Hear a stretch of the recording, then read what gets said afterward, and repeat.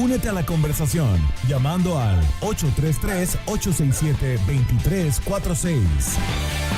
Bien, hablemos de la Corte Suprema de Estados Unidos, que ha rechazado la demanda presentada por el gobierno de México contra fabricantes de armas estadounidenses, alegando que no pueden ser considerados responsables por la violencia generada por los cárteles del narcotráfico en territorio mexicano. Esta decisión representa un revés importante para los esfuerzos de México por frenar ese flujo ilegal de armas que terminan en manos del crimen organizado. Para conversar de esto ya está con nosotros Guillermo Alberto Hidalgo, experto en seguridad pública. ¿Cómo estás, Guillermo? Gracias por estar con nosotros esta mañana. Muy buenos días, es un placer estar con ustedes y felicidades a Lalo, que cumpla muchos años más. Bueno, ya está, muy felicitado Lalo. Bueno, ¿qué significa, Alberto, esta decisión de la Corte Suprema en términos legales para futuros intentos de México u otros países de responsabilizar a fabricantes de armas en Estados Unidos? Bueno, antes que nada, y para continuar el tema de las canciones que estaban platicando hace rato, pues como decía, la canción ya lo veíamos venir, esto no iba a funcionar. Esto pone las cosas muy difíciles para México porque desde un principio hubo muchas malinterpretaciones. Es decir, las fábricas de armas no venden de forma directa al usuario final. La marca que ustedes quieran, en este caso de las 13 que están nombradas, ninguna le vende a Andreina o a Janet o a Eduardo, sino que lo hacen a través de armerías en Estados Unidos. Entonces, la demanda debió haber sido desde un principio en contra de las armerías, no en contra de las fábricas. Entonces, nunca se había dado una resolución así que fuera unánime, y esto pone un poquito en contexto que el Estado mexicano trata de culpar a terceros de lo que es la responsabilidad del Estado mexicano, que es procurar la seguridad. A fin de cuentas, los grupos delincuenciales se van a procurar este tipo de herramientas, que son sus herramientas de trabajo, y si no es por Estados Unidos, lo van a hacer desde cualquier país que se pueda, porque son sus herramientas de trabajo y se dedican a delinquir. Entonces, eso es bien importante.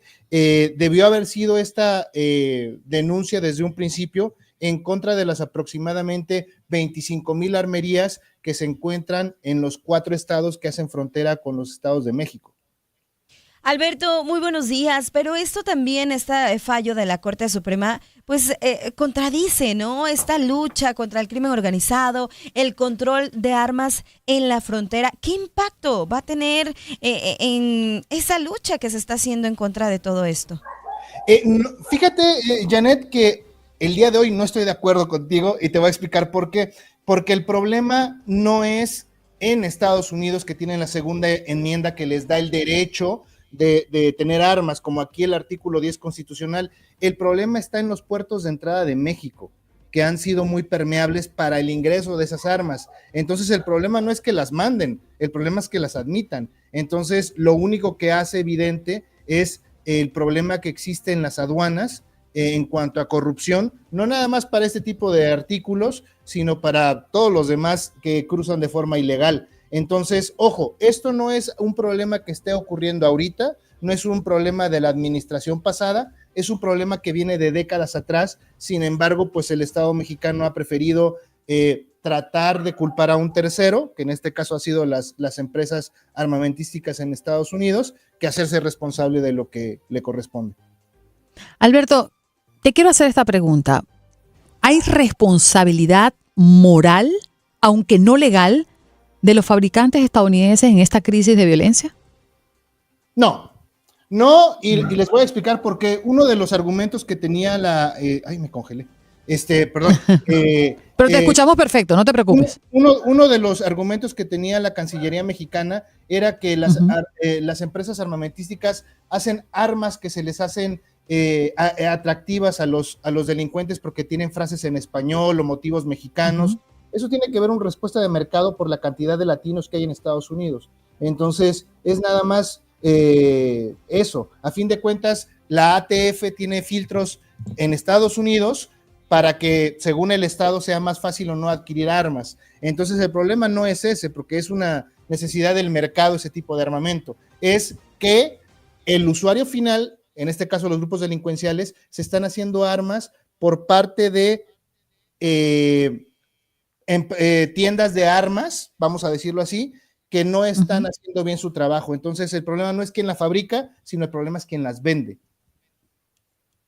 Bueno, pero yo insisto, Alberto, que esto también puede alentar a que el flujo ilegal de armas pues se vaya hacia América Latina también.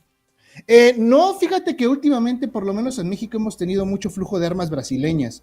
Hay una empresa brasileña muy grande en Brasil que tiene su sede en Florida. No vamos a decir nombres para no meter gol, pero también ha habido un filtro muy grande, incluso después de que Venezuela firma un tratado de libre comercio con Irán, también se han visto armas iraníes en México. A fin de cuentas, desgraciadamente, la frontera azul puedes cruzar hasta caminando porque el agua del río te llega hasta la cintura, entonces pues también es muy permeable. Si las armas no bajan, van a subir, mientras que el Estado mexicano no realmente se ponga las pilas en la lucha contra el tráfico ilegal de armas y no hacer responsable a un país tercero por algo que tienes tú la responsabilidad en tus aduanas. Pero ¿qué lectura política se puede hacer de este rechazo por parte de la Corte Suprema, Alberto? Especialmente en un año tan sensible para Estados Unidos. Bueno, hay muchos grupos pro segunda enmienda que metieron mucho dinero a la campaña de Trump. Eso es real.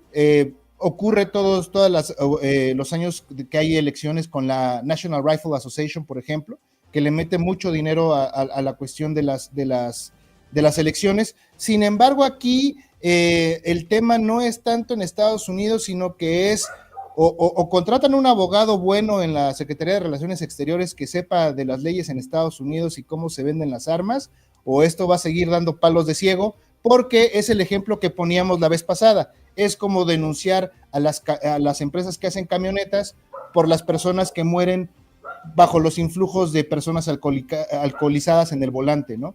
Estás acusando a la persona que no debes acusar. ¿Y qué mensaje se le manda a México, al gobierno mexicano? Porque, bueno, ellos han argumentado que al menos el 70% de las armas que llegan al país provienen de Estados Unidos. Otra vez, tiene razón, en ese punto sí tiene razón, pero el problema no es de Estados Unidos, es de las aduanas mexicanas. Entonces, el problema va a ser pónganse las pilas y dejan de echarle la culpa a los terceros. De lo que pasa en tu casa. Es su problema. Sí, ustedes. Echarle la culpa al vecino porque tienes termitas. El vecino va a decir, pues ¿y yo qué es mi casa? Sí, como el cuento de no quiero tu ayuda por la soberanía, ¿no? Que representa México y no quiero que tú me ayudes a acabar con un problema terrible porque yo solo, aunque no pueda, yo soy soberano, pues, ¿no? Yo creo que es un tema medio absurdo. Ahora, sí es cierto que Estados Unidos ha tenido ciertos problemas con las armerías, es decir, con las empresas o con las tiendas que venden las armas, pero no con las que las fabrican. Entonces, para hacer un resumen rápido, la empresa hace el arma y la vende a las armerías, y las armerías las distribuyen al usuario final.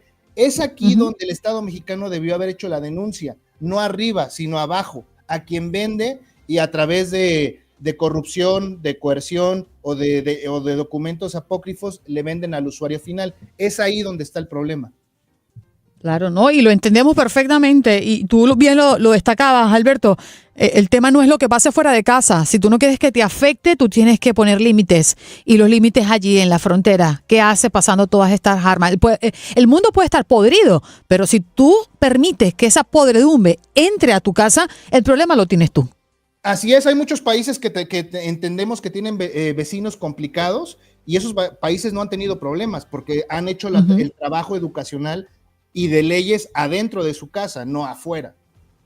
Sí, señores, es complicado. Guillermo, gracias por estar con nosotros esta mañana. Un abrazo fuerte para ti. Al contrario, un placer estar con ustedes. Perdón que se congeló la imagen, pero estamos a sus órdenes. Menos mal que te congelaste guapo. Menos mal. Un abrazo. Guillermo Hasta Alberto luego. Hidalgo Montes, experto en seguridad pública. Bueno, hoy hablando de este tema, un tema sumamente delicado, controversial, porque bueno, estamos hablando de México y de su seguridad y por supuesto la Corte Suprema de Estados Unidos que salió al paso con este rechazo, una demanda presentada por el gobierno de México contra fabricantes de armas estadounidenses, alegando que no pueden ser considerados responsables por la violencia generada por los cárteles de narcotráfico en territorio mexicano. Y esta decisión representa un revés importantísimo para los esfuerzos de México por frenar ese flujo ilegal de armas que terminan en manos del crimen organizado. Pero ¿la culpa es de quién? Es la pregunta que uno se hace, ¿no?